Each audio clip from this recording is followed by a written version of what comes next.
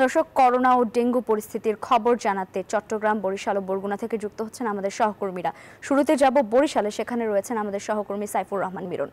মিরন, বরিশালের করোনা এবং ডেঙ্গুর কি পরিস্থিতি দেখতে পাচ্ছেন, জানাবেন আমাদের। জানেন যে করোনার যে ঝড় সারা দেশে বইছে, সেটার মূল কেন্দ্র কিন্তু বরিশাল। বিশেষ করে বরিশালের বরগুনা হচ্ছে হটস্পট। কিন্তু আমরা বরিশাল শেরেবাংলা মেডিকেল কলেজ হাসপাতালে আছি। গতকালকে যেমনটা আমরা দেখেছি যে বরিশাল শেরেবাংলা মেডিকেল কলেজ হাসপাতালে 94 জন করোনা আক্রান্ত রোগী কিন্তু চিকিৎসাধীন রয়েছে। এছাড়া যদি বলি, বরিশাল বিভাগে সবচেয়ে বেশি যে রোগী বরগুনাতে কিন্তু গতকালকে 221 জন রোগী কিন্তু হাসপাতালে চিকিৎসাধীন রয়েছে বলে আমরা জানতে পেরেছি, বিভাগীয় স্বাস্থ্য অধিদপ্তর বলেছে।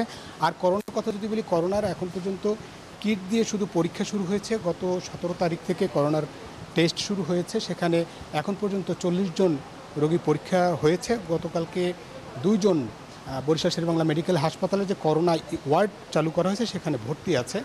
আর এর বাইরে আরও একজন শনাক্ত হয়েছে, কিন্তু তিনি ভর্তি হননি। 3 জন এখন পর্যন্ত বরিশালে করোনা শনাক্ত হয়েছে বলে জানা গেছে। তবে এই যে হাসপাতালগুলোতে মূলত এবারে 4টি ভাইরাসজনিত রোগ কিন্তু আক্রান্ত হচ্ছে বেশি। তার মধ্যে সবচেয়ে বেশি হচ্ছে ডেঙ্গু, তারপরে করোনা, এরপরে হচ্ছে চিকনগুনিয়া এবং ভাইরাস জ্বর। এই চার ধরনের ফিভারে কিন্তু বাংলাদেশ কাঁপছে। এই ছিল মূলত বরিশাল শেরেবাংলা মেডিকেল কলেজ হাসপাতাল থেকে আমার কাছে সবশেষ তথ্য।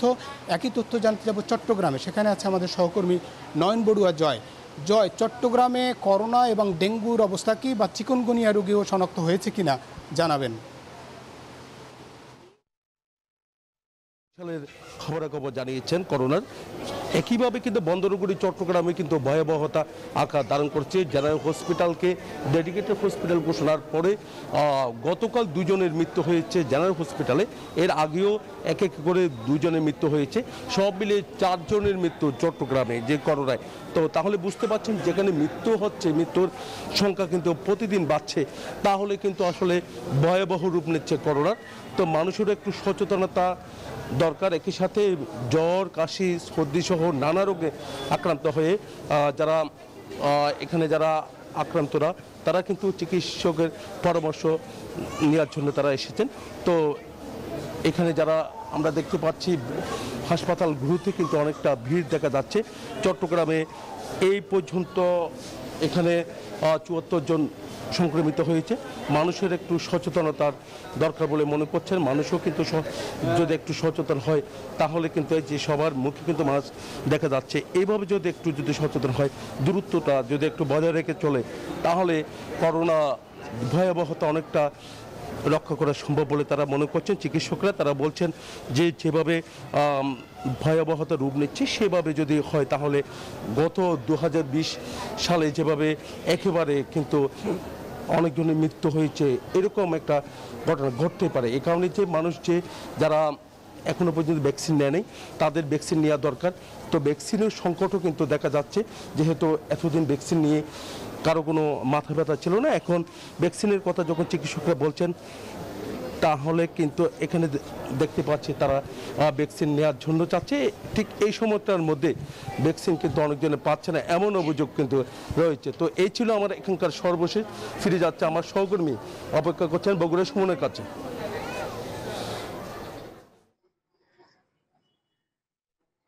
বান্ডেল থাকলে প্রতি সেনমানিতে টাকা বাঁচবে।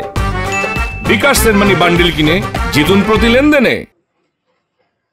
ধন্যবাদ জয় আপনাকে। আপনি চট্টগ্রাম থেকে সেখানকার করোনা পরিস্থিতির বিষয়ে জানাচ্ছিলেন, এবং আমি এখন রয়েছি বরগুনায়। আপনি জানেন যে প্রাক বর্ষা মৌসুম শুরু থেকে, এই বর্ষা মৌসুম শুরুতে কিন্তু ডেঙ্গু পরিস্থিতি ভয়াবহ রূপ ধারণ করেছে, এবং ইতিমধ্যে আপনি জানেন যে বরগুনাকে স্বাস্থ্য বিভাগের পক্ষ থেকে ডেঙ্গুর হটস্পট হিসেবে চিহ্নিত করা হয়েছে, এবং স্বাস্থ্য বিভাগের পক্ষ থেকে আমাদেরকে যে সবশেষ তথ্য জানানো হয়েছে, সেই তথ্য অনুযায়ী কিন্তু বরগুনায় 2329 জন রোগী এখন পর্যন্ত আক্রান্ত হয়েছে, এবং গত 24 ঘন্টা 78 জন রোগী নতুন করে ভর্তি হয়েছে। এবং বরগুনার যে সরকারি হাসপাতালগুলো রয়েছে, এই হাসপাতালগুলোতে কিন্তু 221 জন রোগী চিকিৎসাধীন অবস্থায় রয়েছে।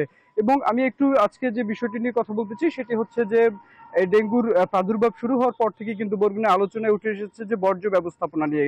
কেননা আপনি জানেন যে বিশেষজ্ঞরা এবং আইইডিসিআর যে প্রতিনিধি দল বরগুনায় এসেছিল, তারা বলেছে যে বরগুনায় বৃষ্টির যে জমে থাকা পানি, এই জমে থাকা পানিতে এডিসের লার্ভা সৃষ্টি হয়, যার ফলে কিন্তু এডিস মশার প্রাদুর্ভাব বেশি হয়েছে এবং সেই কারণেই কিন্তু এই ডেঙ্গুর পরিস্থিতি ভয়াবহ হয়েছে। এবং আমি এখন রয়েছি বরগুনা পৌর শহরের 7 নম্বর এবং 8 নম্বর ওয়ার্ডের মাঝামাঝি কাঠপট্টি খাল বাগানবাড়ি এলাকায়, এবং এই খালটিকে আমরা দেখেছি কিন্তু এডিস মশার আঁতুড়ঘর হিসেবে পৌরবাসী যারা রয়েছেন তারা বারবারই বলে আসছেন এই খালটিতে কিন্তু প্রচুর পরিমাণে এডিস মশা জন্ম নেয়, এবং সেই জায়গা থেকে পৌর কর্তৃপক্ষ এবং প্রশাসনের প্রতি কিন্তু এই এলাকার বাসিন্দারা বারবারই জানিয়েছিল যে এই খালটিতে মশক নিধনে কার্যকর ব্যবস্থা গ্রহণ করার জন্য। এবং আমরা দেখেছি যে ঈদ পূর্ববর্তী সময় থেকে ঈদ পরবর্তী সময়েও কিন্তু এই খালটিতে পৌর কর্তৃপক্ষ এবং বিডি ক্লিনের পক্ষ থেকে পরিষ্কার পরিচ্ছন্নতা অভিযান অব্যাহত রাখা হয়েছিল, এবং তারপরও আমরা লক্ষ্য করেছি যে এই খালটিকে কেন্দ্র করেই কিন্তু